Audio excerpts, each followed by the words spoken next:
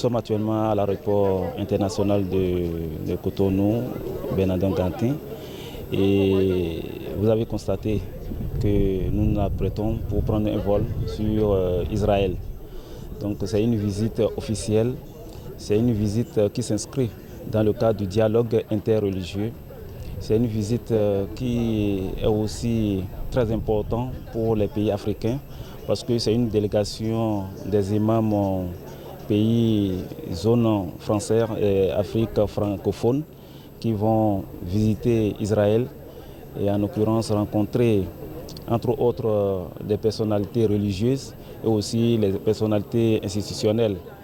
Au prime abord, nous allons rencontrer le dimanche demain, par la grâce de Dieu, dans l'après-midi, le président Isaac, le président de la République d'Israël, qui va échanger avec nous dans plusieurs domaines, à travers la lutte contre la pauvreté, le chômage en Afrique, comment ils vont investir dans certains projets comme l'agriculture, l'énergie renouvelable, la technologie, l'informatique, la jeunesse africaine, les insérer dans les secteurs formels pour qu'ils puissent quitter dans les secteurs informels. Ceux qui sont laissés pour compte, on va les recenser, les encadrer pour une très bonne éducation de base. Nous allons rencontrer les abbés, nous allons rencontrer les imams, voir comment leur communauté pour préserver la paix et garder la foi, sa foi malgré nos divergences culturelles, ethniques, religieuses. Et dans quel contexte nous allons partager nos différentes expériences que nous avons chez nous ici en Afrique et ceux qui sont de l'autre côté, en Israël.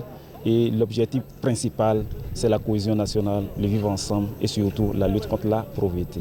Nous avons moins d'une semaine, nous avons au moins 5 à 6 jours. 5 à 6 jours à faire en terre israélienne. Nous allons visiter des lieux cultes, le Jérusalem, nous allons visiter les temples, nous allons visiter aussi les églises. Ce qui a favorisé ce voyage, c'est que nous travaillons depuis des années avec la Fondation Konrad Adenauer dans le cadre de la paix et surtout du vivre ensemble.